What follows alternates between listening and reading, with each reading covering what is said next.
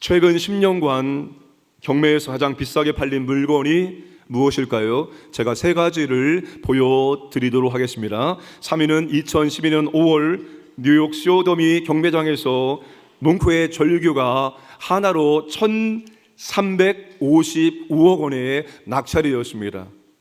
저는 이해가 안 됩니다. 저 그림이 어떻게 1,355억 원인지. 예술하신 분들은 저렇게 값어치가 있는 그런 그림입니다.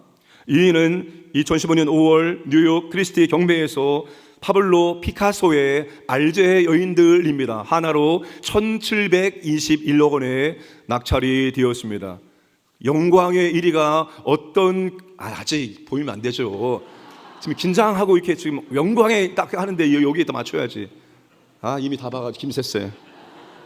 영광의 1위는 2017년도 11월 뉴욕 크리스티 경매에서 레오나르도 다빈치의 살바토로 문디가 바로 5천억 원에 낙찰되었는데 그 낙찰자는 좀 거만하게 생긴 바로 빈살만입니다. 만약 1세기에 바울이 사용한 손수건과 앞치마가 경매에 나온다면 아마도 최고가를 경신할 것입니다. 왜냐하면 바울의 손수건과 앞치마를 통해서 엄청난 놀라운 능력이 나타났기 때문입니다. 오늘 본문을 다시 한번 읽어보도록 하겠습니다. 하나님이 바울의 손으로 놀라운 능력을 행하게 하시니 심지어 사람들이 바울의 몸에서 손수건이나 앞치마를 가져다가 병든 사람에게 얹으면 그 병이 떠나고 악귀도 나가더라.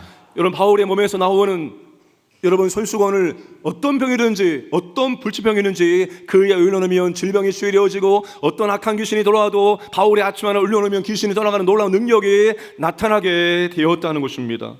이런 능력의 손수건과 앞치마가 경매에 나온다면 경쟁이 아마 대단할 것입니다. 5천억 원은 금방 넘어가게 될 것 같습니다. 하나님은 바울의 이전 사역에서도 이후 사역에서도 없었던 특별한 은혜와 능력을 베풀어 주신 것입니다. 하나님 바울의 손으로 하나님의 놀라운 능력이 임하게 했습니다. 그것도 부족해서 바울의 물건이 손수건과 앞치마를 통해서도 능력이 나타나도록 사용해 주신 것입니다. 제가 신학교 다닐 때 선배 목사님들에게 많이 듣던 이야기가 있습니다. 여러분, 하나님의 능력을 받아야 됩니다. 하나님의 능력을 받아서 목회를 감당해야지만 그 목회를 잘 감당할 수 있습니다. 그런 하나님의 능력을 간절히 구하시기 바랍니다라고 그런 말을 많이 들었습니다. 그런데 하나님의 능력은 목회자만 받는 것이 아니라 우리 모든 여러분들도 하나님의 능력을 받아야지만 신앙생활을 능력 있게 감당할 수 있는 줄로 믿으시기를 바랍니다. 여러분, 우리는 하나님의 능력으로 사는 사람들입니다. 과거에는 그렇지 않았습니다. 과거에는 내 능력으로 살았습니다. 내 지혜로 살았어요. 내 자원으로 살았습니다. 그런데 이제는 하나님의 능력으로 사는 사람들입니다. 우리에게 주어진 가정에서나 직장에서나 교회에서나 모든 사역 감당할 때 하나님의 능력으로 감당하는 사람들이 되었습니다. 그러므로 우리가 하나님의 능력을 받아야 되고 하나님의 능력이 우리의 삶 가운데 나타나야 되는 것입니다. 바울은 연약하고 소심하고 두려워하는 디모데에게 하나님의 능력을 간구하고 하나님의 능력을 받아서 복음과 함께 고난을 받으라고 말했습니다. 네가 지금 복음 사역을 능력 있게 감당하기 위해서는 무엇이 필요합니까? 너의 지혜, 너의 경험, 너의 지식, 너의 물질이 아니라 하나님의 능력이 필요하다고 바울이 믿음의 아들 디모데에게 말씀을 한 것입니다. 이 능력이 바로 헬라어로 디나미스입니다. 오늘 11절에 하나님이 바울의 손으로 놀라운 능력을 행하게 하시나니 이 능력도 바로 디나미스입니다. 디나미스는 폭발적인 능력, 초인적인 능력, 외부적인 능력을 말합니다. 그러니까 우리의 능력이 아니라 하나님의 능력으로 우리는 모든 것을 감당해야 한다는 것입니다. 하나님의 능력이 우리를 통해서 외부로 나타나고 드러나야 한다는 것입니다. 여러분, 예수 믿게 되어지면 참 신기하고 놀라운 일들이 있습니다. 나에게는 사랑이 없는 줄 알았는데 사랑이 나타나고, 나에게는 인내가 없는 줄 알았는데 참아내고, 나에게는 용서가 없는 줄로 알았는데 내가 그 사람을 용서하게 되어지고, 나는 지혜가 없는 사람이었더니 나에게 지혜가 나오는 신기하고 놀라운 일들을 경험하게 되어집니다. 그런데 그 지혜가, 그 용서가, 그 사랑이 나의 것이 아니라 누구의 것? 우리 안에 누가 내주하십니까? 우리 안에 하나님 내주하십니다. 여러분 안에 성령 하나님이, 능력의 원천이 내주하신 믿으시길 바랍니다. 그래서 우리가 능력이 나타나는 거예요. 내 능력이 아니라 우리 안에 거주하신 성령의 능력이 우리를 통해서 나타나는 게 그리스도인의 삶입니다. 연의 삶 가운데 하나님의 능력이 임하기를 주님의 이름으로 축복합니다. 하나님의 능력을 받고 하나님의 능력으로 모든 일들을 감당하시기를 바랍니다. 하나님의 능력이 내 온몸으로 내 삶 가운데 내가 만지는 일들마다 나타나기를 원합니다. 여러분, 제가 바울이 디모데에게 하나님의 능력으로 복음과 함께 권한을 받으라 이 말씀을 접했을 때 제가 이제 이런 기도를 하게 되어집니다. 하나님 아버지, 제가 강단에 서면은 제가 서는 자리에서 하나님의 능력이 저의 온몸을 통해서 나타나게 하여 주옵소서. 입에도 하나님의 능력이, 눈에도 아버지의 능력이, 귀에도 아버지의 능력이, 머리에도 아버지의 능력이, 제 온몸에서 아버지의 능력이 나타나므로 여기에 서 있는 저를 보는 여러분들의 삶의 문제가 해결 은혜가 허락하여 주옵소서라고 제 기도를 바꿨습니다. 그 아멘도 안 하시고. 감사합니다. 여러분, 능력합니까? 내 삶에 답답하고 어렵고 고민되는 문제를 가지고 이 자리에 나와서 예배 드리는데 목사님의 강단에 딱 서는 순간 얼굴에 하나님의 은혜와 영광이 오므면서 하나님의 능력이 나타나므로 그 능력이 내 안에 들어옴으로 말미암아서 답답한 문제들이 해결되어지고 근심, 걱정, 염려가 평안으로 바뀌는 은혜가 여러분에게 있기를 주님의 이름으로 축복합니다. 우리는 하나님의 능력을 안고 있고 그 능력이 밖으로 나타날 수 있습니다. 주님이 십자가에 매달려 죽으시고 부활하심으로 우리에게 성령을 보내심으로 우리는 그러한 삶을 살 수 있는 능력의 주인공이 다 된 것입니다. 결코 불가능한 일이 아닙니다. 성령 하나님이 우리 안에 계시니 그 성령 하나님의 능력을 고하시고 그 성령 하나님의 능력이 나를 통해서 내가 하는 일을 통해서 드러나고 나타나기를 주님의 이름으로 축복합니다. 하나님은 바울을 통해서 능력을 행하시고 심지어 바울의 손수건 앞치마를 통해서도 능력을 행하신 것입니다. 손수건과 앞치마 자체에 능력이 있는 것이 아닙니다. 그게 바울의 것이기 때문에 하나님이 바울의 앞치마와 손수건을 통해서 능력이 나타날 수 있도록 역사해 주신 것입니다. 그러니까 우리는 손수건이나 앞치마에 집중하지 말고 손수건과 앞치마가 대변하는 바울의 삶에 집중을 해야 되는 것입니다. 도대체 바울이 에베소에서 어떠한 복음 사역을 감당했고 어떻게 삶을 살았길래 하나님은 바울도 부족해서 바울의 물건을 통해서까지도 능력을 베풀어 주셨을까? 우리는 에베소에서의 바울의 복음 사역과 바울의 삶에 집중해야 되는 것입니다. 첫 번째, 손수건은 바울의 신앙생활을 대변합니다. 손수건 하면 생일 선물이 기억이 납니다.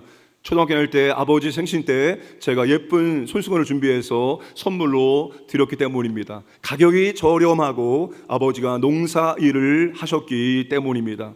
지금도 손수건은 우리 일상에서 친근한 물건입니다.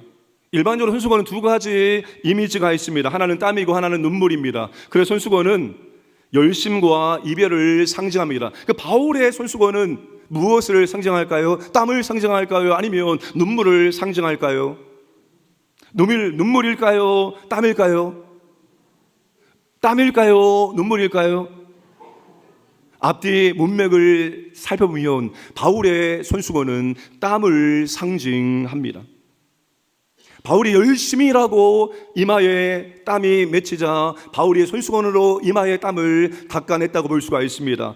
여러분, 바울이 어떤 일에 열심을 냈을까요? 12절의 손수건과 앞치마의 능력은 9절과 10절의 사역의 결과로 나타나게 된 것입니다. 9절 10절 말씀을 함께 읽겠습니다. 어떤 사람들은 마음이 굳어 순종하지 않고 무리 앞에서 이 도를 비방하거늘 바울이 그들을 떠나 제자들을 따로 세우고 두란노 서원에서 날마다 강론하니라. 2해 동안 이같이 하니 아시아에 사는 자는 유대인이나 헬라인이나 다 주의 말씀을 듣더라. 바울이 3차 전도여행의 거점도시로 에베소를 선택합니다. 에베소는 당시 아시아의 수도였고 상업, 종교, 교육, 문화의 중심이었습니다. 로마 시대의 3대 도시 가운데 하나가 바로 에베소였습니다. 어떤 문헌이냐면 50만 명이다, 어떤 문헌은 20만 명이다 라고 말하는데 아마 서울처럼 거대 도시였습니다. 그 거대 도시에는 항상 사람들이 많이 모이게 되어집니다. 지도를 보여줬나요? 자, 터키에 있습니다. 에베소는 터키의 서쪽 해안에 에베소가 있습니다. 지금 가보면 그 에베소가 유적으로 남아 있습니다. 얼마나 한때 번성했는지 유적을 통해서 그 흔적을 발견할 수 있을 정도였습니다. 바울이 에베소에 들어가서 3개월 동안 유대인 회당에서 복음을 증거했습니다. 결과 어땠을까요? 사진은 하나 둘 셋 하면 됩니다. 사진 들어가세요. 마음이 완고하여 믿으려 하지 않았고 오히려 복음을 비난했습니다. 이 시점을 계기로 바울은 제자들과 복음 말씀에 관심 있는 사람들 따로 모아서 두란노 서원에서 2년 동안 매일같이 하나님 말씀을 강론했습니다. 에베소에 가시면 유적 가운데 두란노 서원으로 수정하는 셀수스 도서관이 있습니다. 저 그림입니다. 저 셀수스 도서관을 사람들은 두란노 서원이었을 것이라고 학자들은 추정을 하고 있습니다.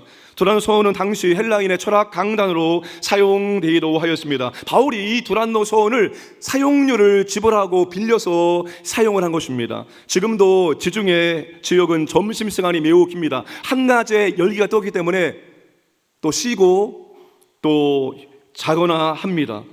그래서 그 시간에 두란노 서원이 비어 있었습니다. 바울이 사람들이 한낮에 열기를 피해 쉬고 있을 때 그 시간에 두란노 사원의 강의실을 빌려서 오전 11시부터 오후 4시까지 말씀을 강론했는데 매일같이 2년 동안 그렇게 열심히 말씀을 강론한 것입니다. 여러분, 두란노 서원에서 매일같이 말씀을 강론하는 바울의 모습 한번 떠올려 보시기 바랍니다. 고대 건축 기술도 매우 뛰어나지요.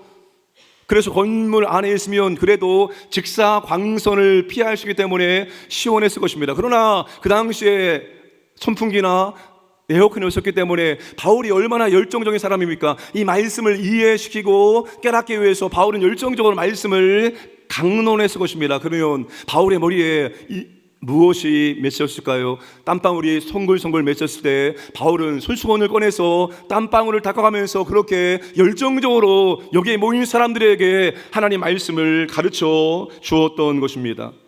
이렇게 바울의 손수건은 말씀에 대한 바울의 열정과 열심을 상징한다고 볼 수 있습니다. 더 나아가 바울의 신앙생활을 상징하는 것이 바로 바울의 손수건이었습니다. 사랑하는 광인 가족 여러분, 여러분의 손수건은 어떻습니까? 여러분의 손수건은 포송포송합니까? 아니면 여러분의 손수건은 여러분의 이마에 맺힌 땀방울을 닦아내므로 축축해져 있습니까? 손수건이 대변한 우리의 신앙생활 어떻습니까? 열정 있는 신앙생활입니까? 열심 있는 신앙생활입니까? 노력하는 신앙생활입니까? 땀을 흘리는 그런 신앙생활 하고 계십니까? 지난 목요일, 금요일 구역장 수련회를 다녀왔습니다. 저에게 너무나 큰 감동과 감격이 있었던 수련회였습니다. 금요일에 우리가 강경지역 기독교 유적지를 방문했습니다. 그 가운데 하나가 병촌 성결교회를 방문했습니다. 교회가 나란히 붙어 있습니다. 하나는 50년대에 지어진 제1성전, 80년도에 지어진 제2성전이 저렇게 나란히 붙어 있습니다.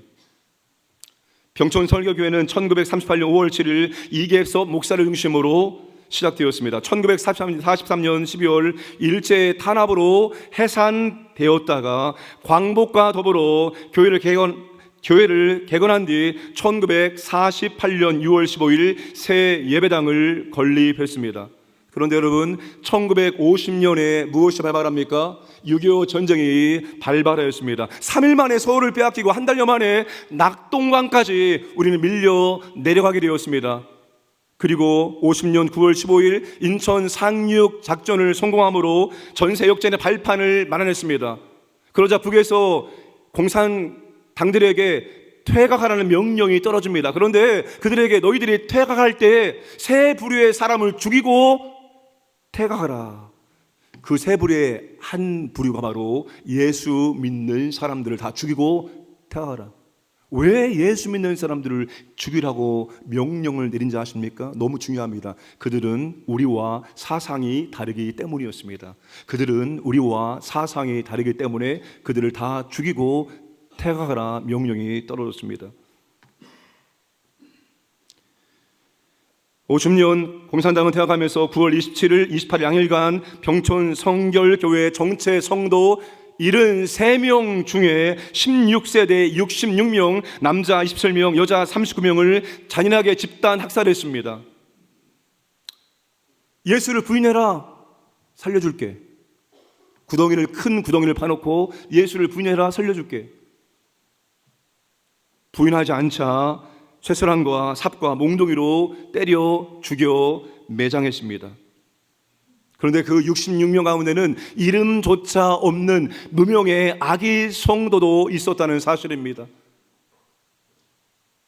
옛날에는 태어나면 바로 호적에 올리지 않았죠. 혹시라도 죽을까봐 1, 2년 뒤에 호적에 올립니다.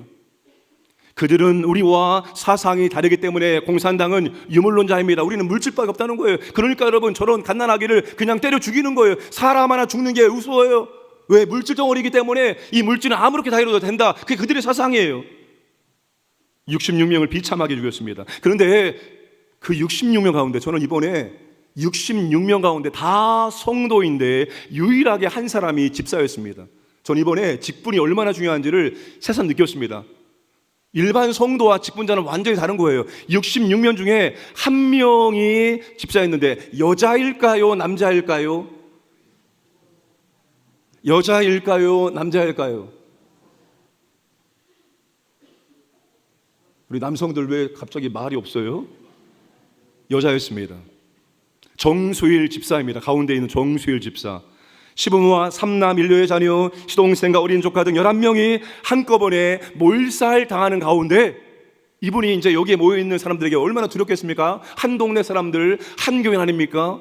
우리 이들을 위해서 이들이 짓는 죄에 대해서 우리가 진심으로 용서하고 이들이 돌이킬 수 있도록 기도해 주십시다. 그리고 우리 마지막 죽는 순간에 주여 내 영혼을 받으소서, 우리 주여 내 영혼을 받으소서 이렇게 기도하고 우리 주님 품에 안기시다라고 두려워 떨기는 사람들에게 다 이 말해 준 거예요.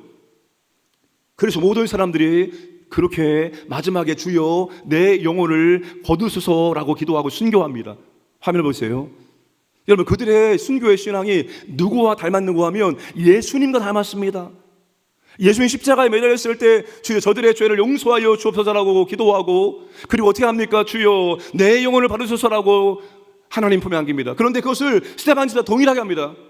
근데 그것을 그 66명의 순교자가 동일하게 받아서 그렇게 그들을 위해서 진심으로 용서하고 그들이 돌이켰을 기도해주고 내 영혼을 받아 주옵소서 기도하고 순교를 하였던 것입니다.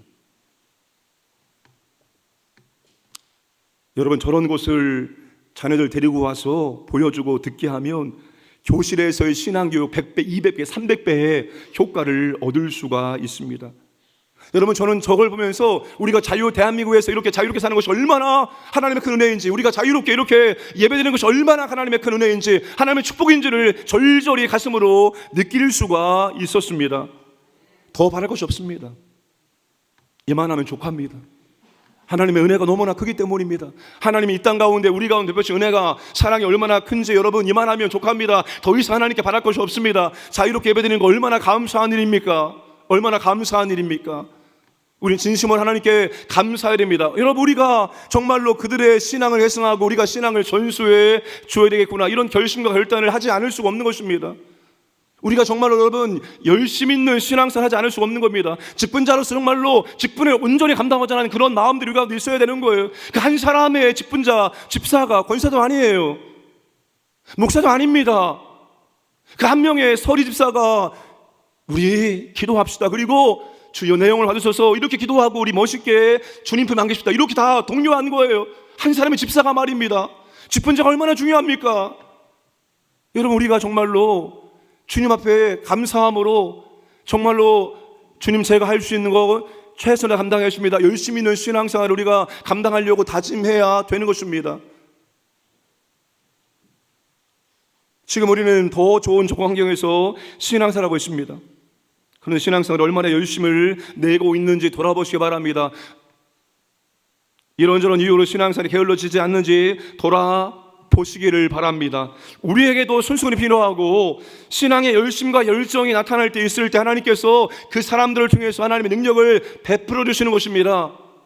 아무것도 하지 않고 게으르게 있는 사람에게 하나님 능력이 임하지 않아요. 하나님의 사랑을 알고 아버지의 뜻을 품고 열심을 다할 때 하나님의 능력이 임하게 되어집니다. 여러분의 손수건이 땀방울로 촉촉하게 젖어가기를 주님의 이름으로 축복합니다. 두 번째, 앞치마는 바울의 일상생활을 대변합니다. 앞치마를 주로 어디에서 많이 사용하죠? 어디에서 많이 사용합니까? 주방에서 어머니가 아내가 맛있는 음식을 만들기 위해서 앞치마를 들고 열심히 음식을 만듭니다. 그런데 이 앞치마는 주방에서만 사용되는 것이 아니라 일터 현장에서도 앞치마가 필요하기도 합니다. 저는 한때 FRP 선박 제조업에 종사했습니다. 그 공장에 있는 모든 사람들은 앞치마를 반드시 두르고 일을 해야 합니다. 왜냐하면 합성 수지를 바른 재료를 붙입니다. 딱딱하게 굳으면 그라인더로 갈아내고 그리고 특수한 페인트를 칠해야 됩니다. 앞치마를 걸치지 않으면 며칠 되어지면 옷을 버릴 수밖에 없습니다. 바울은 선교지에서 직업이 있었습니다. 바로 텐트 메이커, 텐트를 만드는 전문 기술자였습니다. 바울이 이 일을 언제 했을까요? 고린도에 들어갔을 때 브리스길라 아굴라 부부를 만났을 때부터 그가 텐트 만드는 일을 시작했습니다. 그런데 바울이 그때부터 텐트 만드는 일을 시작한 것이 아니라 바울은 그 전부터 텐트를 만드는 기술을 가지고 있었던 사람이었습니다. 바울이 언제 텐트 만드는 기술을 배웠을까요? 바울은 당대 최고 율법학자인 가말리엘 학장이었던 랍비 학교에서 다녔습니다. 랍비 학교는 반드시 율법과 한 가지 노동을 배웠습니다. 왜? 율법을 지키기 위해서는 노동해야 됩니다. 그러니까 노동하지 않는 사람은 율법을 이행하지 못한다.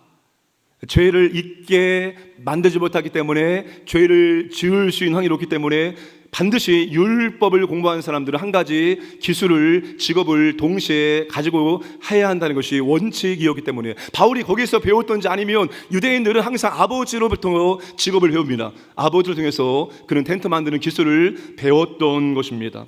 여러분, 바울이 천막 만드는 일을 할 때 앞치마를 사용했던 것입니다. 바울이 여러분 일상에서 바울의 직장 생활, 여러분 바울의 복음 사역을 우리가 많이 들었죠. 바울의 직장 생활은 어땠을까요? 바울의 일상 생활은 어땠을까요? 몇 군데를 찾아보겠습니다. 사도행전 20장 33절 34절 말씀을 읽겠습니다. 내가 아무의 은이나 금이나 의복을 탐하지 아니하였고 여러분이 아는 바와 같이 이 손으로 나와 내 동행들이 쓰는 것을 충당하여.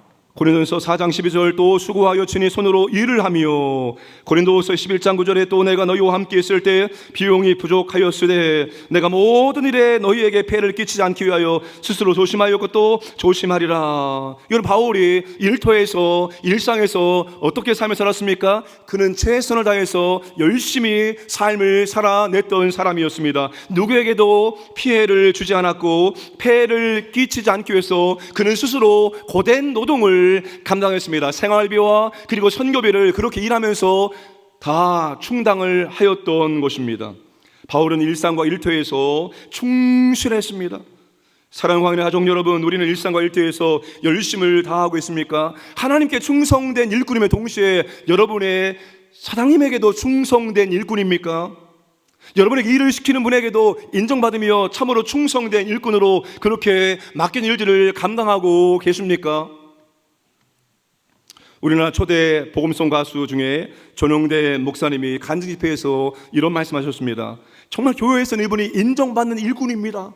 주일날 아침 일찍 와서 늦게까지 그렇게 땀 흘려 봉사하시는 그런 사람이었습니다. 그런데 집에 돌아가면 아내의 역할, 엄마의 역할, 아빠의 역할, 남편의 역할을 하지 않는다는 것입니다. 이유는 내가 교회에서 열심히 봉사하고 돌아왔기 때문에입니다. 하나님이 그런 걸 원치 않습니다. 여러분, 우리가 일상에서도 일터에서도 열심히 우리는 우리에게 주어진 일들을 감당해내는 사람이 되어야 한다는 사실입니다. 지금 예배가 진행되고 있습니다. 이 예배가 진행되는 뒤편에서 이 예배가 은혜가 임할 수 있도록 지금 예배를 위한 중보 기도 사역자가 열심히 기도하고 있습니다. 얼마나 감사한지 모릅니다. 저희 안에도 몸에 아프지 않는 이상을 1부, 2부, 3부 예배를 드리면서 뒤에서 말씀드리면서 그렇게 중보 기도를 하고 있습니다. 근데 주일날 1부 예배 드리기 위해서 일찍 일어나셔서 준비하고 나오셔야 되잖아요. 근데 집사람이 항상 몸이 아프지 않는 이상은 항상 일찍 일어나서 열심히 주방에서 토닥토닥 뭘 만듭니다. 그리고 테이블 위에 아이들이 먹을 음식을 멋있게 딱 깔아놓고 그러게 옵니다. 야, 우리가 담임 목사이기 때문에 너희들이 주일날은 이해해주고 알아서 밥 먹고 나와라 이렇게 할 수가 없습니다. 그들은 이걸 이해하지 못해요. 우리 엄마 아빠가 우리를 그냥 내팽개쳤구나, 교회에 미쳤구나 이렇게 생각하지, 우리 담임 목사님 가서 열심히 기도하시고 말씀 전하세요, 우리 엄마 뒤에서 기도하세요, 그렇게 이해하지 않아요. 그러니까 아내가 좀 일찍 일어나서 다 음식을 준비해놓고 또 헌금을 차려놓는 것입니다. 그럼 아이들이 어떻게 느낄까요? 아이들이 여러분 말하지 않지만 감동받습니다. 아, 엄마가 일찍 일어나서 이렇게 맛있는 음식을 차려놓았네. 가끔 맛이 없다고 안 먹습니다. 여러분, 우리는 일상에서, 직장에서 우리가 해야 될 모든 일들을 성실하게 책임있게 감당할 수 있어야 되는 것입니다. 하나님은 그런 사람을 원하시는 겁니다. 여러분, 예수님께서 12 제자를 부를 때 어디에서 부르셨습니까? 예수님이 삶의 현장에서 부르지 않았습니까? 그물을 씻고 있는 베드로와 누굽니까? 안드레 부르셨고, 그물을 깃고 있는 요한과 야고보를 부르셨습니다. 세간에 앉아 있었던 레이를 부르셨습니다. 그런데 예수님께서 그들을 부르실 때 한 번 지나가다 쓱 보고 부르신 게 아닙니다. 예수님이 그들을 계속 지켜보고 계셨던 것입니다. 그들의 삶에 얼마나 성실한지, 얼마나 충실한지를 지켜보고 있다가, 그런 다음에 주님께서 그들을 주님의 제자로 부르시고 주님의 일꾼으로 사용해 주신 것입니다. 여러분, 하나님의 일꾼은 가장 중요한 것이 성실함입니다. 성실함, 능력, 지혜, 경험 다 하나님께 있습니다. 제일 중요한 것은 성실함입니다. 충실함입니다. 맡겨주면 하나님께서 야, 됐다, 그만해 라고 할 때까지 충실하게 최선 다하시는 그 사람 하나님께서 부르시고 사용해 주시는 것입니다. 여러분, 그럼 우리 일상에서, 가정에서, 그리고 직장에서 우리에게 주어진 역할을 능력 있게, 성실하게, 충실하게 감당할 때 그 사람을 통해서 하나님의 능력이 나타날 줄로 믿으시기를 주님의 이름으로 축복합니다. 세 번째 능력은 손수건과 앞치마의 균형에서 나옵니다. 경건의 모양이 아니라 경건의 능력이 나타나기 위해서는 신앙생활, 일상생활에 모두 우리는 충실해야 합니다. 그 두 가지의 균형에서 하나님의 능력이 나타나기 때문입니다. 신앙생활만 열심히 하시는 분이 종종 계십니다. 교회에서 살다시피 하시고 교회 사역에 너무나도 열심히 하시는 분이 있습니다. 반대로 일상생활에만 열심을 다하는 분이 있습니다. 교회 생활은 특별한 날만 하고, 그리고 세상에서 예수 믿는 티를 전혀 내지 않는 분들이 계십니다. 다 바람직하지 않습니다. 하나님의 능력은 이 두 가지가 균형을 이룰 때 하나님의 능력이 나타나게 되어줍니다. 오늘 11절, 12절은 하나님의 놀라운 능력이 바울을 통해서 임한다는 말씀이 나오고, 바로 그 뒤에 대조적으로 능력이 안 나타나는 사람들을 기록해 주고 있습니다. 누굽니까? 스게와라는 유대인 제사장의 7 아들들이었습니다. 바울을 통해서 놀라운 능력이 나타나니까, 바울이 예수의 이름으로 귀신을 떠나가라 선포하면 귀신 떠나가니까 얼마나 이게 부러웠던지, 야, 우리도 한번 예수의 이름으로 귀신을 추방하자 해서 예수의 이름으로 귀신을 추방하자. 그 귀신들이 뭐라고 말할까요? 15절, 16절 말씀을 함께 읽겠습니다. 악귀가 대답하여 이르되 내가 예수도 알고 바울도 알거니와 너희는 누구냐 하며, 악귀 들린 사람이 그들에게 뛰어올라 눌러 이기니 그들이 상하여 벗은 몸으로 그 집에서 도망하는지라. 우리가 예수도 알고 바울도 아는데 너희는 감히 누군데 네가 우리를 나가라 뭐라 말하느냐? 올라타서 망신당하게 만들고 상처 입고 도망치게 만들었던 것입니다. 그들에게 무엇이 없었습니까? 앞치마는 모르겠으나 그들에게 손수건은 분명히 없었습니다. 그들은 예수님과 인격적인 관계를 맺지 않은 것입니다. 그냥 예수의 이름만 사용했을 뿐입니다. 여러분, 주님과 온전한 관계 맺지 못하고 예수의 이름을 사용한다고 해서, 예수의 이름으로 기도한다고 해서 귀신이 나오고 기도 응답받는 것이 아닙니다. 우리가 진심으로 주님과 인격적인 관계를 맺고 정말 주님의 뜻을, 나의 사명 알고 열심을 다할 때 주님이 그 사람을 통해서 주의 권세와 능력이 기도 응답의 축복이 임하게 만들어 주시는 분입니다. 그런 사랑하는 여러분, 우리가 두 가지의 균형을 이루어야 되는 것입니다. 여러분, 수레바퀴가 잘 굴러가기 위해서는 어딘가에 찌그러짐이 있으면 수레바퀴는 잘 굴러갈 수가 없습니다. 수레바퀴 전체가 균형을 이루면서 동그란 모양을 유지할 때만이 수레바퀴가 잘 굴러갈 수 있는 것처럼, 우리의 삶과 하나님의 능력이 나타나기 원한다며 우리는 신앙생활과 일상생활 이 두 가지 모두에 열심을 내고 충실할 때 하나님의 능력이 오늘 우리의 삶을 통해서 우리의 신앙을 통해서 나타나게 될 줄로 믿으시기를 바랍니다. 말씀을 정리하겠습니다. 한쪽으로 치우치는 것은 굉장히 위험한 일입니다. 신앙 쪽으로만 치우치는 것 혹은 일상생활만 치우치는 것은 다 위험합니다. 두 가지가 여러분 균형을 이룰 수 있도록 우리는 만들어 가야 됩니다. 우리의 손수건이 정말로 땀을 흘리며 땀을 닦아내는 그런 촉촉함이 항상 묻어 있어야 되는 것입니다. 우리의 앞치마가 열심히 일한 보람으로 지저분해 있어야 될 때, 그렇게 앞치마와 손수건이 균형을 이룰 때 하나님은 우리를 통해서 당신의 능력을 베풀어 주십니다. 하나님도 사람을 통해 일하시는 것입니다. 하나님이 혼자 다 할 수 있어요. 그런데 하나님의 사람을 통해서, 믿음의 사람을 통해서 일하시는데 그 믿음의 사람 가운데서도 이 두 가지가 균형 잃은 사람과 교회를 통해서 하나님의 능력을 베풀어 주십니다. 오늘 우리가 그리고 우리 교회가 하나님의 능력으로 사용되어지는 교회와 성도 되기를 주님의 이름으로 축복합니다.